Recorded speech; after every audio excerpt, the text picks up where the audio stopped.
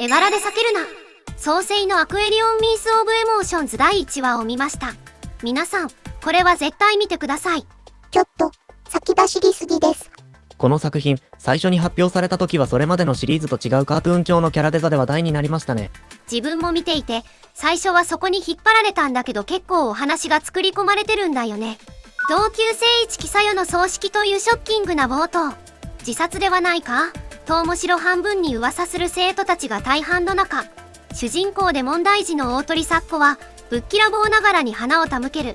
だが同時に咲子は会場にいた優等生タイプの月白里宮を睨みつける。宮に作用を悼む気持ちはなく、全ては社交辞令でやっているという本音を見抜いていたから。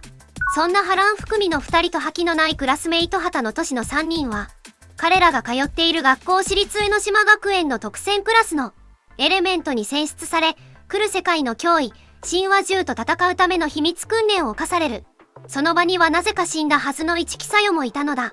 そして、襲撃の日は突然訪れる、というかなりハードテイストかつ、現代的なシビアな人間関係のドラマが展開されていて、面白いと思ったね。ベクターマシンという兵器に乗って、3人の少年は戦うのだけど、このマシンを動かすのにはマナと呼ばれる感情エネルギーが必要。しかし、選ばれた3人の心は何かしらの欠落があってバランスが著しく悪い。一言で言うと、癖が強すぎる3人がなぜか選ばれてしまったという状況なんだ。選ばれし子供たちとロボットに地球の命運が託されるという始まり方は王道なところもありますね。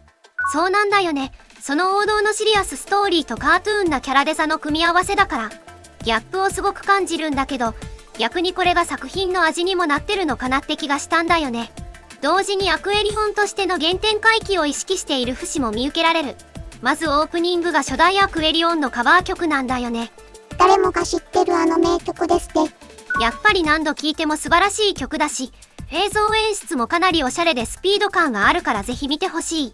そして、劇中で匂わされる神話の時代や前世という要素もアクエリオンシリーズではおなじみ。どうにもこのキャラデザを含めて大きな謎がありそうだから考察も楽しめそうな気がするよ。期待しても良さそうですね。